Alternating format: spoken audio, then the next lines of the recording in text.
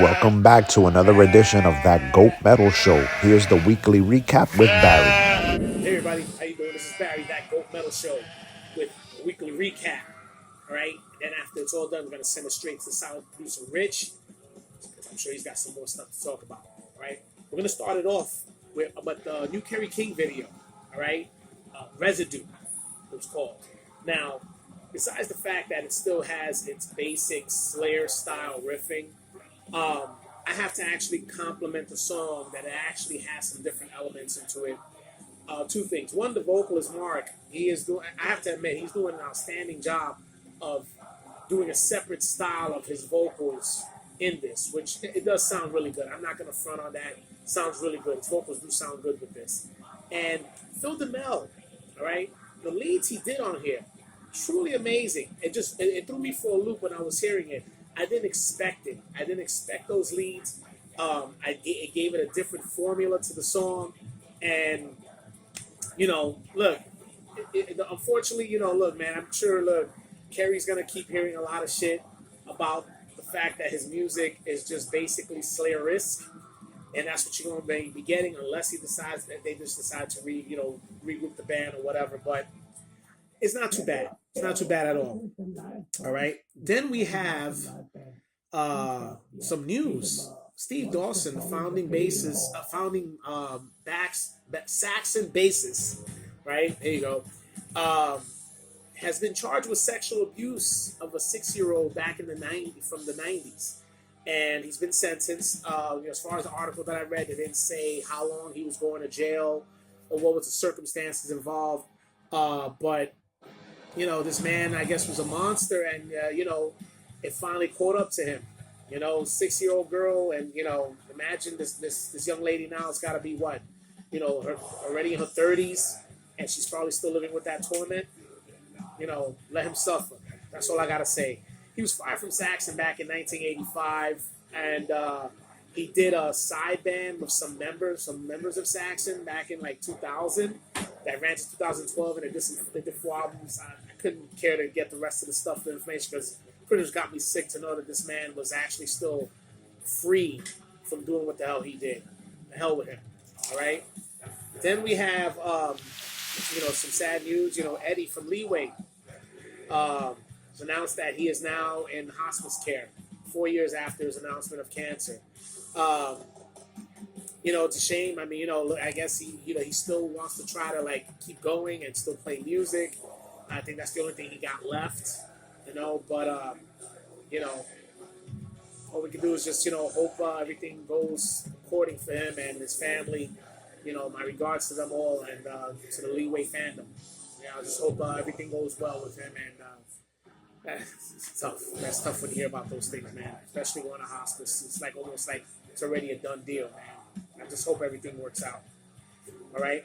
Then also, I had something sent my way by the legend Mike Bogush. He sent me a couple of little videos of this band called Maximum Friction. Okay. Basically, it's a 3-piece band of these young kids doing covers. I saw one with them doing a Suicidal Tendencies cover.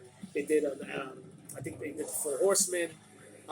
They did some Black Sabbath covers, but the one that really caught me was them doing a cover of Hangar 18.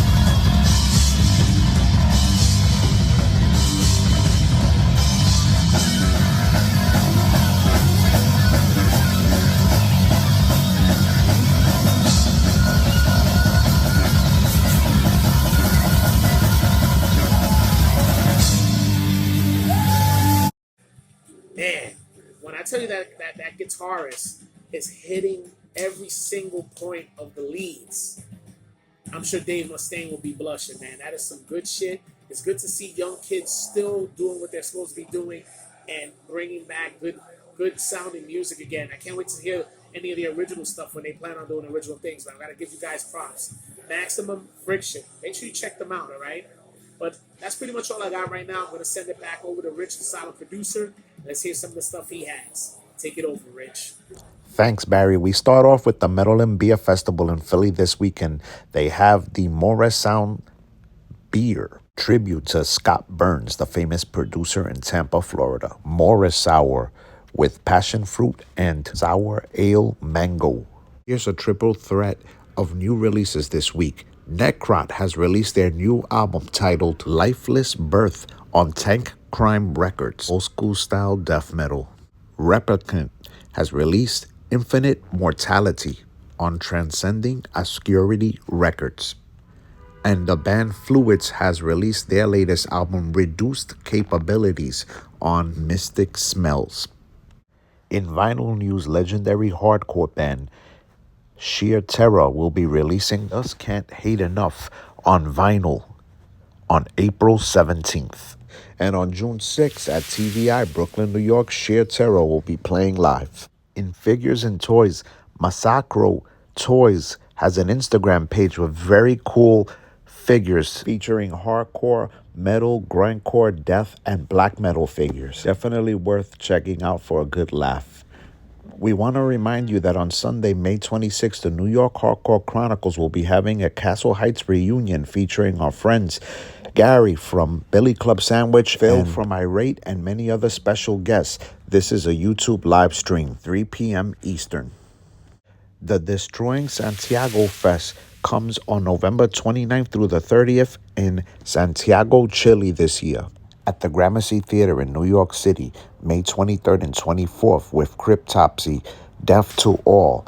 May 23rd, Scream Bloody Gore with classics from Leprosy and Spiritual Healing. Then on May 24th, The Sound of Perseverance with cuts from Human, Individual Thought Patterns, and Symbolic. Tune in this week for some more unboxings and more reviews on That Goat Metal Show.